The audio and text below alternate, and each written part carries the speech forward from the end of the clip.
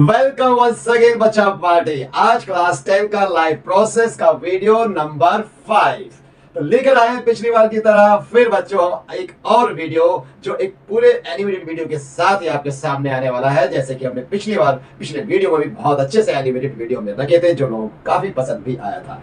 तो बच्चों अब इस चैप्टर को हम बड़े अच्छे से एंजॉय करेंगे क्योंकि इसमें बहुत इंटरेस्टिंग वीडियोस आने वाली है, एक्सप्लेनेशन आने होने वाले हैं और साथ में बहुत फनी बातें भी होने वाली है जो जरूर आपको पसंद आएगी। मजा भी लेंगे भाई, इतना ज्यादा टेंस कैसे लेने का, राइट। तो चलिए शुरुआत कैसे करते हैं। तो एक वीडियो है आपके सामने बच्चों, ये एक वीडियो है और इस वीडियो को आप देखें और अपनी राय मुझे बताएं कि आपको कैसा लगता है। यहां देखें बच्चों, यहाँ दो लंग्स है और जिसके बीच में है एक हार्ट धड़क रहा है, धक धक धक धक। कैसा लगता है?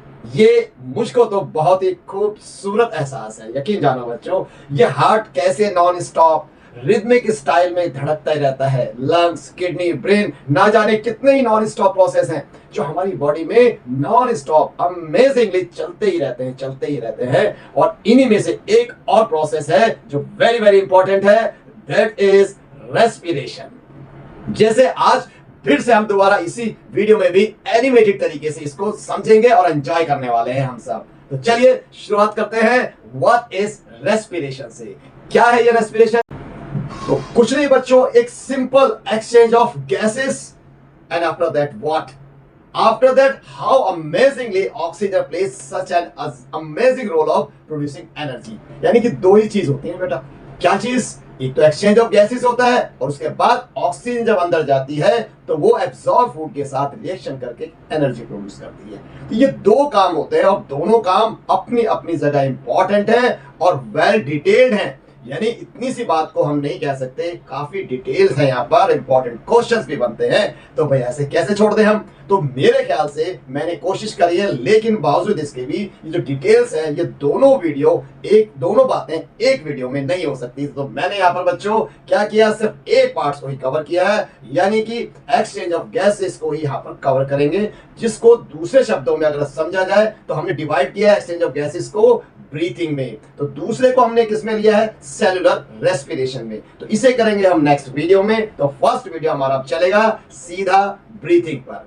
तो जंप करते हैं ब्रीथिंग की ओर। तो एग्जैक्टली बच्चों, आज हम रेस्पिरेशन को भी क्या करते हैं, दो पार्ट्स में तो बांट ही दिया है हमने, अब हम ब्रीथिंग को भी दो पार्ट्स में बांट लेते हैं। वो कैसे? अच्छा चलो उससे पहले अच्छा बच्चों बताओ, क्या लगता है आपको, क्या ये जो गैसेस का एक्सचेंज होता है वो कौन करता है? जल्दी से बताएं, क्या लंग्स करता है? कमेंट योर आंसर, जल्दी से मुझे कमेंट्स करके बताएं आंसर, ताकि फिर मैं आपको आगे और सरप्राइजिंगली क्वेश्चन के साथ आपके साथ एंजॉय करूं। तो चलो बच्चों, इनफैक्ट लंग्स नहीं, मैं बताता हूं बच्चों, लंग्स नहीं बल्कि इसके पीछे एक पूरा स्ट्रक्चर है, एक सिस्टम है, किसी एक ऑर्गन का यहां काम नहीं है, राइट। इस स्ट्रक्चर को समझने के लिए तो अब हमें बहुत डिटेल्स में ही जाना पड़ेगा, यानी कि बहुत सारे ऑर्गन्स, बहुत सारी चीजें यहां पर इन्वॉल्व होने वाली हैं। तो कैसे, ये सब जानने के लिए बच्चों अब हम ब्रीथिंग को पहले दो फेज में बांटते हैं। दो फेज कौन से? पहले फेज में हम लेंगे इनहेलिंग और दूसरे फेज में लेंगे हम एक्सहेलिंग, यानी ऑक्सीजन का आना एक पार्ट कैसे आता, कैसे क्या क्या होता है, राइट। और दूसरे पार्ट में, दूसरे फेज में हम समझेंगे एक्सहेलिंग होता है, तो उस वक्त क्या क्या चीजें होती है, और इन्हीं दरमियान ही सारी क्वेश्चंस यहाँ पर डिस्कस किए जाएंगे और आप आंसर दे पाओगे। तो चलिए बच्चों, अब इनहेलिंग यानी, और इसको इंस्पिरेशन भी बोल देते हैं, तो ये भी कहा जाता है, इसके बारे में अब हम समझते हैं बच्चों। अब तक हम बात तो समझ चुके हैं अच्छे से, क्लियरली, क्या कि ऑक्सीजन को हम इनटेक यानी कि इनहेल करते हैं, तो कार्बन डाइऑक्साइड को हम एक्सहेल करते हैं। चलो ये बात तो हमें समझ में आ गई। क्या आप बता सकते हैं बच्चों कि अगर लंग्स में इनहेलिंग और एक्सहेलिंग की प्रोसेस को क्या कहते हैं? कम ऑन, मेरा क्वेश्चन समझ में आया बेटे? जो लंग्स में इनहेलिंग होती है, यानी कि हम ऑक्सीजन लेते हैं या फिर कार्बन डाइऑक्साइड को बाहर निकालते हैं, तो इस प्रोसेस का कुछ नाम है। तो जल्दी से बताओ बच्चों, बाहर से गैसेस लंग्स में लेना और निकालना क्या कहलाता है ये प्रोसेस? जल्दी से एक नाम बताएं। नहीं मालूम? हाँ मालूम होगा भाई, चलो मैं शेयर कर देता हूं यहां पर, पल्मोनरी वेंटिलेशन। राइट। तो पल्मोनरी वेंटिलेशन जो होता है इस नाम से ये जाना जाता है। अब क्यों ये छोड़िए, फिलहाल तो एक पल्मोनरी वेन्स है, राइट, वेन्स है, उनके थ्रू सारी चीजें होती हैं, तो इसलिए इसको ये नाम दिया गया है। तो चलिए अब देख सकते हैं बच्चों, इस तरह से हम ऑक्सीजन और कार्बन डाइऑक्साइड दोनों को बाहर कर रही है। तो अब यहां हम बात करते हैं वीडियो यानी कि एनिमेटेड के थ्रू क्या होने वाला है। अब आप देख सकते हैं बच्चों यहां पर किस तरह से ऑक्सीजन और कार्बन डाइऑक्साइड अंदर बाहर कर रही है। यानी बच्चों इस नजल पैसेज से ही दोनों गैसें आना जाना करती हैं। नजल पैसेज से ही लंग्स में एंट्री करती हुई फिर ये एल्वेोली में घुस जाती है और एल्वेोली में पूरी तरह से ये प्योरीफाइड ऑक्सीजन के रूप में अब एंटर करती है। कहां? ब्लड स्ट्रीम में, राइट। और जैसी ब्लड स्ट्रीम में पहुंचती है तो अब ये तैयार है किसके लिए? एनर्जी प्रोड्यूस करने के लिए। तो ये अब सीधा जाती है ग्लूकोज के पास और बोलती है अब मैं हाजिर हूं, अब आप बनाओ एनर्जी। अब वहां पर प्रोड्यूस होती है एनर्जी। जैसे ही ऑक्सीजन एंड ग्लूकोज मिलते हैं एनर्जी प्रोड्यूस हो जाती है, लेकिन साथ में होता है एक कमाल। क्या बच्चों? यहां होता है एक हैप्पी बर्थडे। किसका? कार्बन डाइऑक्साइड का यहां पर हो जाता है प्रोडक्शन। अब ये कार्बन डाइऑक्साइड तो भी अच्छी नहीं होती, तो इसको तो अब यहां से हटाना चाहिए। तो यहां पर एक बात कमाल की, फिर कौन करता है हटाने के लिए? यहां पर आते हैं हमारे आरबीसी भाईजान। तो आरबीसी बोले तो रेड ब्लड सेल। तो रेड ब्लड सेल जो है आते हैं और इनके कान पकड़ते हैं किसके? कार्बन डाइऑक्साइड के, और सीधा मार देते हैं धक्का। कहां पर? एल्वेओली के ऊपर। अब एल्वेओली भी स्मार्ट है, उसको भी वो भी क्या करती है? वो भी इसका कान पकड़ती है और उठा करके लंग्स में धकेल देती है। अब लंग्स को आता है गुस्सा। कैसे?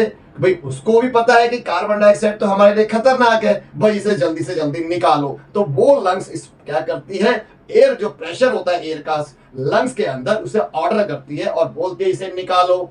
फिर वहां से एयर का जो प्रेशर होता है वो उस कार्बन डाइऑक्साइड को बाहर का रास्ता दिखाती है नजल पैसेज से और बाहर कर देती है। बिल्कुल नाक की सीध में बाहर निकलो, तुम्हारा यहाँ कोई काम नहीं है। तो इस तरह से कार्बन डाइऑक्साइड लंग्स जो है कार्बन डाइऑक्साइड को बाहर धकेल देती है। अब बच्चों यहाँ पर एक बड़ा सवाल उठता है। आप मुझे बताओ बच्चों कि ये जो आपने देखा कि मजाक नहीं है, यहाँ पर कार्बन डाइऑक्साइड को वाकई किक आउट करके यहाँ पर लंग्स ने निकाला है। तो आप बताओ ऐसा क्या तरीका था, ऐसा क्या कारण था, ऐसा क्या वजह थी, या फिर आप मुझे बताएं कि कैसे आप कह सकते हैं कि यहाँ पर लंग्स ने कार्बन डाइऑक्साइड को बाहर निकाला होगा। इसके पीछे एक सॉलिड रीजन है, एक रियल प्रोसेस है, वो आपको बताना है, राइट। तो जल्दी से मुझे कमेंट्स करें और जल्दी से अपना आंसर शेयर करें। मैं इसके बीच में या लास्ट में इसका जवाब देने वाला हूं, राइट बच्चों। चलो एक सवाल और लेते हैं। अच्छा बच्चों मुझे बताओ, ये जो कार्बन डाइऑक्साइड है ना, अगर ये कार्बन डाइऑक्साइड आती कहां से? ब्लड स्ट्रीम से आती है, राइट। कैसे? वो मैंने बता दिया कि वहां पर वो डीऑक्सीफाइड हो जाती है, डीऑक्सीडाइज हो जाती है, तो वो इंप्योर हो जाती है वहां पर। तो अब वो जो ब्लड है, राइट, अब ब्लड ही उसको क्या करता है? कार्बन डाइऑक्साइड को यहाँ पर यानी कि एल्वियोली में यानी कि लंग्स में धकेलता है। तो इस प्रोसेस को यानी कार्बन डाइऑक्साइड का ब्लड स्ट्रीम से लंग्स में एंट्री करना क्या कहलाता है? बताओ जल्दी से। फिर मैं इसमें क्लू देता हूं आपको कि आपका शुरू में है समथिंग समथिंग और बाद में रेस्पिरेटरी। तो भाई एक वर्ड लगाना है। फिर रिपीट करता हूं, कार्बन डाइऑक्साइड का ब्लड स्ट्रीम से लंग्स में एंटर होने को क्या कहा जाता होगा, राइट। जल्दी से मुझे ये जवाब दें। अच्छा एक और इसी में जोड़ देता हूं, अगर मान लो बच्चों यही कार्बन डाइऑक्साइड, ठीक है ना, आप इसको जस्ट रिवर्स कर देते हैं, राइट। सपोज करो ये ऑक्सीजन है, ऑक्सीजन को ले लेते हैं, तो ऑक्सीजन कहां जाती है? ब्लड स्ट्रीम में जाती है। ब्लड स्ट्रीम के थ्रू कैपिलरीज में, कैपिलरीज उसको क्या करती है बेटा? वो टिश्यूज के अंदर या अलग सेल्स के अंदर वो उसको डिफ्यूजन के थ्रू डिफ्यूजन प्रोसेस के थ्रू वो उसको डिस्ट्रीब्यूट कर देती है। अब यहां पर भी इसका जस्ट एक नाम है, वो क्या नाम दिया जाए कि उसको क्या कहा जाए? डैश डैश डैश एक वर्ड लगाना है और रेस्पिरेटरी लास्ट में लगाना है। तो बताइए कौन सी रेस्पिरेटरी है जो इस प्रोसेस को सूट करती है, उस नाम को या प्रोसेस कह लो। और ये दो क्वेश्चन के साथ में आपको जवाब देने बहुत आसान है, ये आप कर सकते हैं। चलो ट्राई करें, सोच कर मुझे बताएं। चलो मैं आपको बता देता हूं, ये दो तो बता देता हूं, पहले का जवाब आराम से सोच के देना, तो गूगल मत करना बच्चों। चलिए तो पहला जो प्रोसेस मैंने बताया कि कार्बन डाइऑक्साइड ब्लड स्ट्रीम से लंग्स में एंट्री करती है, तो इस प्रोसेस का इसका नाम जो है वो है एक्सटर्नली रेस्पिरेटरी। तो यहाँ पे जो रेस्पिरेशन हो रहा है वो एक्सटर्नली हो रहा है, इसका अपोजिट। अब दूसरे केस में क्या बताया था आपको, डिफ्यूजन प्रोसेस हो रहा है तो डेफिनेटली अंदर हो रहा होगा, उस प्रोसेस को इंटरनली बोला जाएगा, इंटरनल रेस्पिरेटरी। तो ये था, मैंने आपको हिंट दे दिया, आपको ये समझ में भी आ गया। अब बच्चों यहां पर one of the most part begins. जैसे अब ऑक्सीजन आप लंग्स में जाती है, अब जैसे लंग्स में जाएगी यहां पर बच्चों बहुत ही फनी चीजें होने वाली हैं। फनी से मेरा मतलब मैं आपको फनी तरीके से समझाऊंगा, राइट। कैसे, जैसी लंग्स में आप यहाँ एंट्री होती है ऑक्सीजन की, तो इसके बाद एक डायाफ्राम वाले भाई साहब होते हैं, तो डायाफ्राम जो है वो मूवमेंट करता है।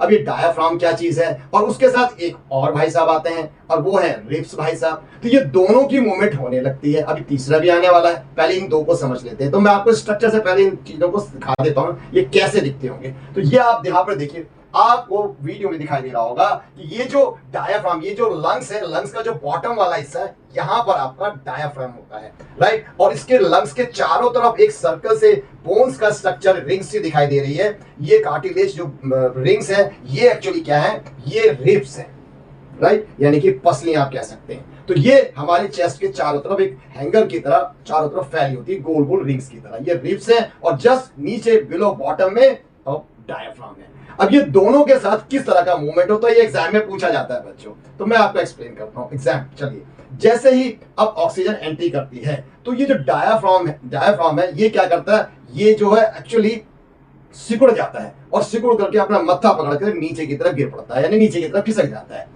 ऐसा क्यों होता होगा, अब आपको सर आपने तो बोल दिया, पर होता ऐसा क्यों है कि वो नीचे की तरफ गिर जाता है, इसके लिए बड़ा फनी वे में समझाते हैं। तो अब ये डायाफ्राम होता है, पहले इसकी शक्ल देख लो। ये डायाफ्राम की शक्ल कैसी होती है बच्चों, एक तरबूज आपने लिया, उसको आप आधा काट दो, उसके अंदर से आप सारा उसका गूदा माल मसाला निकाल दो, खाली कर दो, अब उसकी टोपी से एक शक्ल बन जाती है। बस ये टोपी वाली शक्ल जो डोम लाइक स्ट्रक्चर है ना, ये इसका फनी स्ट्रक्चर होता है। तो कुछ हद तक आप कह सकते हो ऐसा डोम लाइक स्ट्रक्चर ये डायाफ्राम का है। अब ये डोम लाइक स्ट्रक्चर को देख करके ये जो रिब्स वाले भाई साहब हैं ना, रिब्स, ये हंसने लगते हैं, उनको सूझती है मस्ती, और जैसे इनहेल होता है ऑक्सीजन अंदर, तो ये जो स्ट्रक्चर जो है ना, रिब्स जो है, ये ऐसे की तरफ फैल जाती है, यानी कि लेफ्ट की तरफ और राइट की तरफ फैल जाती है।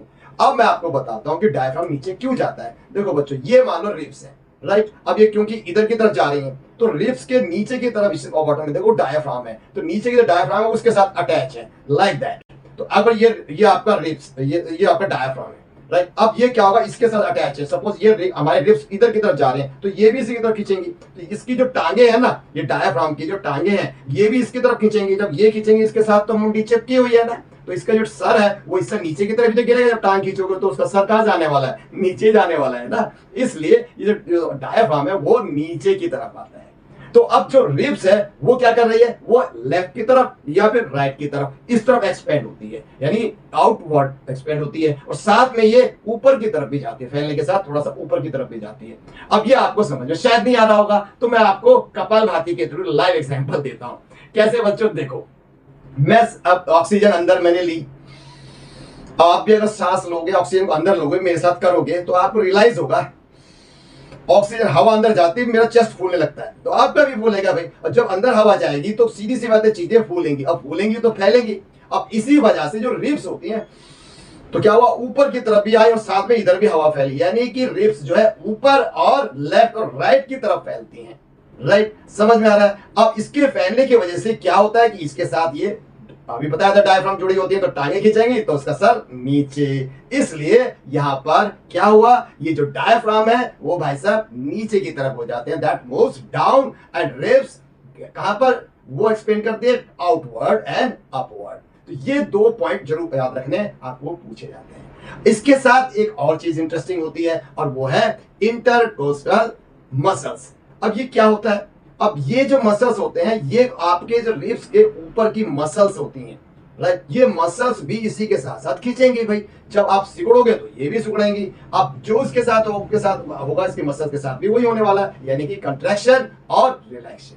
अगला टॉपिक में बच्चों देखो, यहां पर हम बात करते हैं एक्सहेलिंग की। तो एक्सहेलिंग में क्या होगा कि यानी कि आपको ऑक्सीजन यानी कार्बन डाइऑक्साइड को बाहर निकालना है, यानी कि अब मैं फिर कपालभाति करके दिखाता हूं। तो मैंने अब ऑक्सीजन को अंदर ले रखा था पहले से, और मुझे उसको निकालना है। जैसे ही मैं निकालता हूँ मैं रिलैक्स हो जाता हूँ, तो मेरी बॉडी रिलैक्स हो जाती है, यानी कि मेरे रिब्स जो ऐसे फैले हुए थे वो अब ऐसे हो गए। तो इसमें एक चीज मैं बताना भूल गया बच्चों, ये जो रिब्स स्ट्रक्चर आपको दिखाई दे रहा है ना यहाँ पर, ये इस तरह से गोल गोल की रिंग्स, इसे देखने के बाद मुझे बहुत जोर से हंसी अक्सर आती है।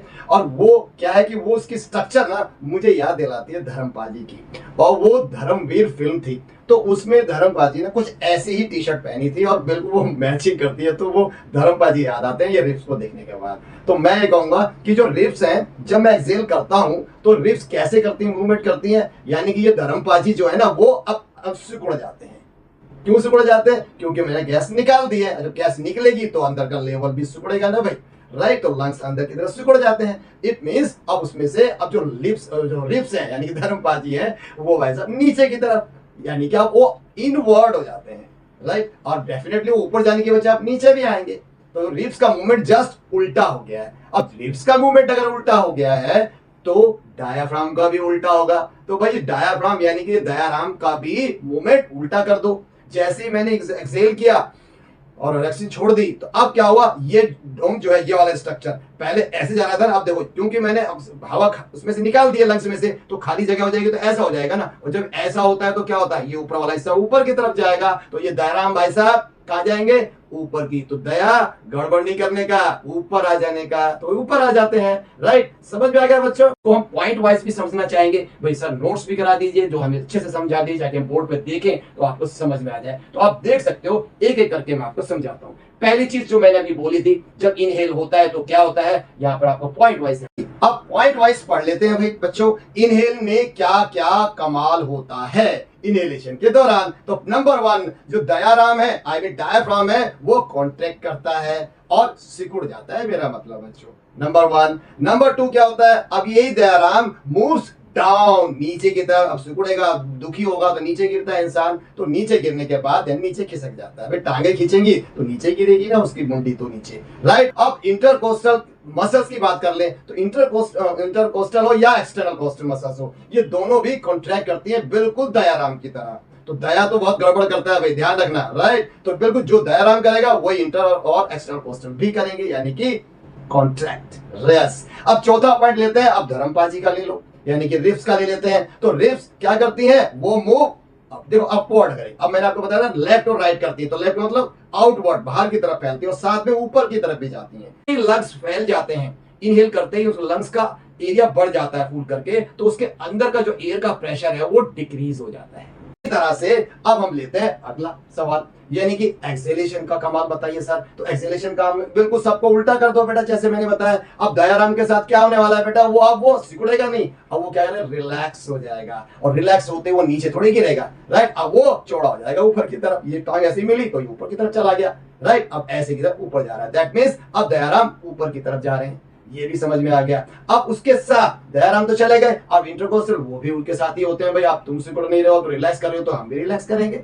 तो इंटरनल और एक्सटर्नल कोस्टल दोनों मसल भी आप वही करती हैं, बिल्कुल डिट्टो। अब लेकिन धर्मपाजी भी तो है, रिब्स, उनका क्या, तो वो भी उल्टा करेगी भाई। पहले रिब्स ऐसे आउटवर्ड फैल रही थी रिब्स, अब क्या हो जाएगा, वो अब इनवर्ड की तरफ आ जाती है। तो बेटा वो अभी मैंने एक्सप्लेन करा था, वो ही आपने लिखना है, तो वर्ड में लिखना है। तो आई होप वो सब कुछ लिखा है, आपको समझा भी दिया, समझ में आ गया होगा। Last part, one of the most important again बच्चों, लास्ट पार्ट है से लेकर के एल्वियोली तक। तो इसके बीच में हम इसको 2 पार्ट पे डिवाइड कर देते हैं, इस सफर को, राइट। इस पूरे पैसेज को आप समझ लीजिए, हम 2 पार्ट पे डिवाइड कर देते हैं। एक आपका हो जाएगा अपर रेस्पिरेटरी सिस्टम, एक हो जाएगा लोअर रेस्पिरेटरी सिस्टम।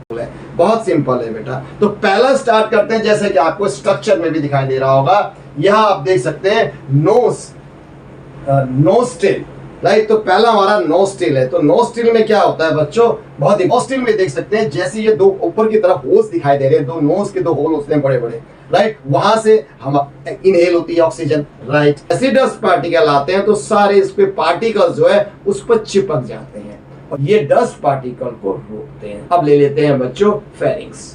तो फेरिंग्स कुछ ज्यादा कुछ नहीं है बच्चों, फेरिंग्स भी एक एक्चुअली पैसेज है, just like passage, nothing else. ठीक नीचे ही आता है तीसरा लैरिंग्स।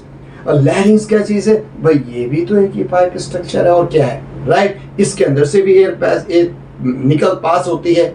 लेकिन इसमें एक खास बात है, लैरिंग्स के अंदर जो होता है, अगर आप देखें यहाँ पर वीडियो में आपको दिखा रहा हूँ, यहाँ देखो बच्चों, इस पाइप के ठीक ऊपर वाला हिस्सा जो दिखाई दे रहा है आपको, दो फ्लैप से दिखाई दे रहे होंगे। दरअसल इसको हम वॉइस बॉक्स बोलते हैं। तो यहाँ पर आप हाथ रखोगे तो आपको उसमें आवाज आती दिखाई देगी, वाइब्रेशन दिखाई देगी जो मैं बोल रहा हूँ। तो जहां पर ये वाइब्रेशन दिखाई दे रही है, दैट मीन्स उस पर छू करके आप देखेंगे तो आप समझ जाएंगे यही है हमारा लैरिंग्स। यानी कि लैरिंग्स एक तरीके के ड्रम पीट है, राइट। जैसे इसमें से हवा निकलती है, जैसे देखो आप पिक्चर में, देखो आप वीडियो में, तो हवा बाहर निकल रही है, प्रेशर डाल रही है, तो ऊपर की तरफ वो दोनों वाइब्रेट करती हैं पत्तियां और एक साउंड प्रोड्यूस करती है, जिसकी वजह से ही हम लोग बोल पाते हैं। चलिए बच्चों, अब इसका लोअर पार्ट की तरफ चलते हैं, यानी कि लोअर रेस्पिरेटरी सिस्टम में क्या आता है, तो उसके अंदर इंपॉर्टेंट है, क्या इंपॉर्टेंट है कि यहाँ सबसे पहले यहाँ पर आप देखो, फिर वीडियो देखते हैं हम लोग, यहाँ पर आपको दिखाई दे रहा होगा ये एक पाइप आ रहा है, एग्जैक्टली जो लैरिंग्स से वहीं से निकल के फूड पाइप है, और इसी के साथ यहाँ पर विंड पाइप है। ये जो विंड पाइप है एक्चुअली ये है, यहाँ से शुरू हो रहा है, ये हमारा ट्रैकिया है, इट इज कॉल्ड ट्रैकिया। तो ट्रैकिया का काम कुछ नहीं है, इसके अंदर एक खास बात मैं आपको समझा देता हूं बच्चों। अब आप यहाँ पर देखो, इसके ट्रैकिया के चारों तरफ ना यहाँ पर कार्टिलेज यानी कि कुछ बोन्स होती हैं, बड़ी फ्लेक्सिबल टाइप की स्पेशल बोन, तो उससे एक रिंग से दिखाई दे रही चारों तरफ। तकरीबन ये 16 से 20 आसपास रिंग होती हैं जो यहाँ पर एक दूसरे से इस तरह से घूम के बनी होती हैं। और इस रिंग की खासियत क्या है कि आप गौर से देखो बेटे, पूरा सर्कल कंप्लीट नहीं करती, इनकम्प्लीट सर्कल होता है। तो 16 से लेके 20 के आसपास ये रिंग होती हैं, और ये टूट सकती है तो आप इमीडिएटली मर जाओगे, क्योंकि रिंग्स होती है। तो जैसे आपको कोई झटका लगता है, आप गर्दन का मूवमेंट करते हैं तो कैसे भी इधर उधर हिलाते हैं, तो ये रिंग्स जो है फ्लेक्सिबल होने के कारण इधर उधर टर्न कर जाती हैं, यानी कि फ्लेक्सिबल के हिसाब से मुड़ जाती हैं, इलास्टिसिटी प्रोड्यूस करती हैं। तो अब निकलती है। अब ट्रैकिया क्या कर रहा है बच्चों, यहाँ पर दो पार्ट में डिवाइड हो रहा है। जो दो पार्ट छोटे पाइप्स में डिवाइड हो गया, इसको अब हम बोलेंगे ब्रोंकाई, राइट। अब ये ब्रोंकाई क्या करता है कि ब्रोंकाई के बाद फर्दर इसके ब्रांचेस निकलनी चालू हो जाती हैं। जैसे कि आप ट्री लाइक स्ट्रक्चर आप देख सकते हो, पहले यहां से इस तरह से आया तो एक इधर तो एक इधर जा रहा है, तो अभी दोनों इधर की तरफ चली गई, तो ये हो गई आपकी ये ट्रैकिया और ये होगी ब्रोंकाई। अब ब्रोंकाई के ऊपर ब्रांचेस निकल रही हैं, बहुत सारी ब्रांचेस निकल रही हैं, ये ब्रोंकियोलिस कहलाती हैं, राइट। तो ब्रोंक इसके ऊपर टी ऐसा स्ट्रक्चर बन रहा है यहाँ पर, तो ये ब्रोंकियोलिस हो गया। इसी ब्रोंकियोलिस के लास्ट के जो सिरे के ऊपर, टिप के ऊपर, सारी ब्रोंकियोलिस बहुत सारी होती हैं, इनके ऊपर जो टिप्स पर, टॉप पर, आखिरी एंड पर छोटी छोटी गोलियां होती हैं, लाइक इसे हम ग्लैंड्स भी कह सकते हैं, सैक कहते हैं, उनका नाम है एल्वियोली। तो एल्वियोली क्या है बेटा, छोटी गोलियां हैं या थैली नुमा एक स्ट्रक्चर होता है जिसके अंदर ऑक्सीजन बैठती है, आराम फरमाती है। कहां से आई ऑक्सीजन, राइट। तो ऑक्सीजन ट्रेवल करके आई है ट्रैकिया से, फिर उसके बाद ब्रोंकाई, फिर उसके बाद ब्रोंकियोलिस, उसके बाद लास्ट में एल्वियोली में जाके रुकती है। अब 3-4 जगह से वो आ रही है, तो इसके पीछे क्या रीजन है, इसके पीछे ये रीजन है कि ये चारों जगह से फिल्टर होती हुई आती है, राइट। तो उसमें जितना भी उसको प्योरीफाई होना था ऑक्सीजन को, रास्ते एज ए फिल्टर की तरह वो प्योरीफाई हो चुकी होती है, और एंड में पूरी तरह प्योरीफाइड होकर एल्वियोली तक पहुंचती है। और उसके बाद की कहानी आपको पता होनी चाहिए, नहीं तो हम उसे ही बता देते हैं जल्दी से कि एल्वियोली से फिर वो ब्लड स्ट्रीम में जाकर के ऑक्सीजन मिल जाती है, और ऑक्सीजन वहां पर ऑक्सीजन को ब्लड अब आगे पहुंचा देता है अपना सेलुलर रेस्पिरेशन के लिए। तो यहाँ ऑक्सीजन, लेकिन साथ में ही एल्वियोली का एक काम और भी होता है बच्चों। तो ऑक्सीजन लेकर के उसने ब्लड स्ट्रीम में दे दिया, इसके साथ ही पीछे से जब कार्बन डाइऑक्साइड प्रोड्यूस होती है, मैंने आपको बताया था, तो वो कार्बन डाइऑक्साइड का हैप्पी बर्थडे हो जाता है। तो जैसे वहाँ कार्बन डाइऑक्साइड का हैप्पी बर्थडे होता है, तो कार्बन डाइऑक्साइड यहाँ आती है, और यहाँ से एल्वियोली फिर उसको लेकर के लंग्स में छोड़ देती है। और लंग्स उसे कैसे बाहर निकालता है, ये मैंने आपको समझाया था अच्छे से, राइट। उस तरह से फिर कार्बन डाइऑक्साइड भी बाहर निकल जाती है। तो ये था सफरनामा ऑक्सीजन का ट्रैकिया से, नोस्ट्रिल से पहले फेरिंग्स, फेरिंग्स से फिर लैरिंग्स में, लैरिंग्स से फिर ट्रैकिया में, ट्रैकिया से फिर ब्रोंकाई में, ब्रोंकाई से ब्रोंकियोलिस में, उसके बाद फाइनली एल्वियोली में। और एल्वियोली आपको पता है, आपकी नॉलेज के लिए, एल्वियोलियां कितनी एल्वियोली होंगी यहाँ पर तकरीबन 30 मिलियन से ज्यादा एल्वियोली होती हैं हमारे लंग्स के ऊपर फैली, यानी कि 300 करोड़ के आसपास, 30 मिलियन के आसपास एल्वियोली होती हैं, राइट। वहां पर ऑक्सीजन हमारी प्रोड्यूस होती है कह लो, या प्योरीफाई पूरी तरह से होती है, which is very important for us. तो इसी तरह से एक और नॉलेज शेयर कर लेते हैं बच्चों आपके साथ। देखो बच्चों, जो हम इनहेल करते हैं ऑक्सीजन, राइट, 1 मिनट में कितनी ऑक्सीजन हम इनहेल करते होंगे बताइए बच्चों, राइट। 1 मिनट में 200 ml 200 ml ऑक्सीजन इनहेल की जा सकती है, राइट, एक एडल्ट पर्सन करता है। और कार्बन डाइऑक्साइड एक्सेल भी होती होगी, तो वो 1 मिनट में कितने एक्सेल करते हैं हम लोग कार्बन डाइऑक्साइड, वो है 250 ml। हाँ बच्चों, एक सवाल का जवाब मैं आपको देना भूल गया, जो मैं आपको पूछा था मैंने, कि अब जो लंग्स कार्बन डाइऑक्साइड किक मारती है तो ये ऊपर की तरफ जाती है, इसके पीछे वजह क्या है या प्रोसेस क्या है, राइट। ये जो प्रोसेस है बेटे, जब इनहेलेशन किया था ना, वहां से नहीं, जब एक्सेलेशन हो रहा है वहां से इसका जवाब मिलता है। यानी कि जैसे ही हम हवा को बाहर निकालते हैं तो हमारा लंग्स क्या करता है, मैंने हिंट दे भी दिया था बच्चों कि हमारा लंग्स सिकुड़ जाता है। अब क्योंकि हवा निकल चुकी है तो हमारा लंग्स सिकुड़ेगा, अब इसका एरिया क्या होगा, घटेगा ना, यस। अब एरिया घट गया तो उसके जो अंदर एयर होगी वो क्या करेगी, अब प्रेशर उसके अंदर ज्यादा इंक्रीज होगा कि नहीं होगा, ये मैंने बताया, छोटा एरिया होगा तो वही 1 किलो गैस अब धूम मचाएगी भाई, धड़ाधड़ उसके वॉल पर टकराएगी, प्रेशर क्रिएट करेगी। तो ऐसे में अब जैसे ही एक्सेल होता है तो वहां पर लंग्स के अंदर प्रेशर, एयर वो नाचने लगता है, धड़ धड़ धड़ प्रेशर देने पड़ता है और प्रेशर क्रिएट करता है, सब को नचाता है। ऐसे में उसी लंग्स के अंदर पीछे से एंट्री किसकी होती है, कार्बन डाइऑक्साइड की। उसी बदकिस्मती यही है कि उस टाइम पर कार्बन डाइऑक्साइड आता है जिस टाइम पर वो सिकुड़ जाता है।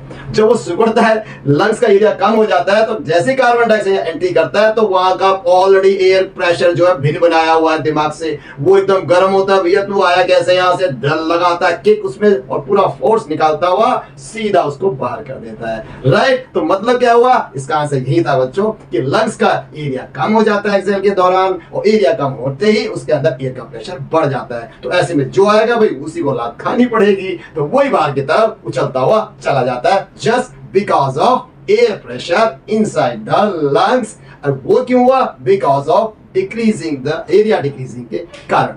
समझ में आ गया? Thank you so much once again बच्चों। अब दोबारा मुलाकात होगी अगले 6ठे नंबर वीडियो में।